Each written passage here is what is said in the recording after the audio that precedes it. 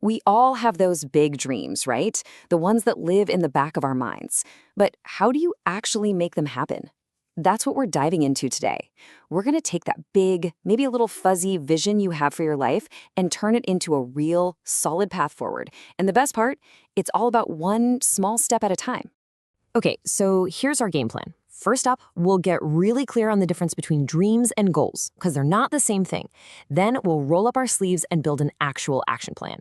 After that, we've got to talk about staying focused when life gets crazy, then how to protect your dream from doubt, and to wrap it all up, we'll look at a completely new way to think about this whole journey. All right, so let's jump right in with that first piece of the puzzle. Before you can build anything, you need to know your materials. And for us, that means really getting the difference between the big picture, the dream, and the tiny steps that actually move you forward. Honestly, getting this right, it changes everything. So what exactly is a dream? Well, think of it as that big, beautiful wish you hold for your future. It's the what. Maybe for you, it's starting your own company, or maybe it's something quieter, like creating a life with more calm and less stress. Whatever it is, it's that grand vision. A goal, though, that's the how. It's the small, super specific thing you can actually do to get closer to that big dream. It's not about conquering the entire mountain in one go. Nope. It's just about figuring out the very next step you can take. And here's where it all clicks together. See, a dream without a goal, that's really just a wish. And a goal without a dream, well, you're just busy, not actually going anywhere. They absolutely have to work as a team. The dream gives you that incredible destination, the what.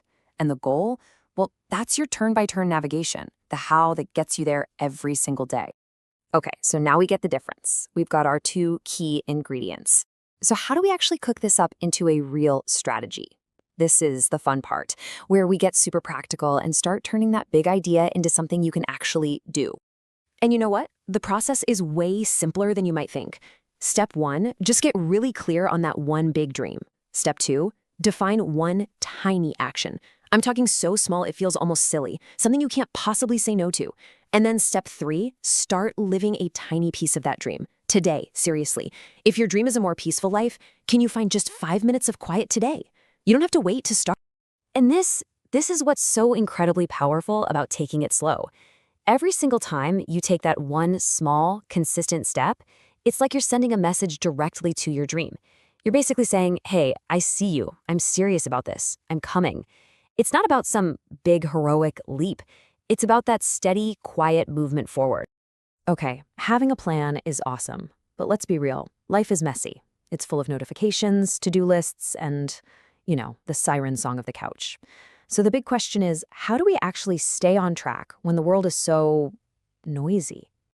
The secret is to build a little system for your focus. And it boils down to 3 things. First, stop trying to chase 10 dreams at once. Just don't.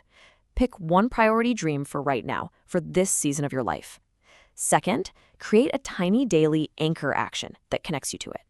And third, you have to be a bodyguard for your attention and protect it from all the dream thieves out there, like those endless notifications. Let's dig into that daily anchor idea a little more, because it's so important. I want you to picture a boat on the water. The anchor is what keeps it from just drifting away with the tide, right? Well, that small, reliable action you take every day, that's the anchor for your dream.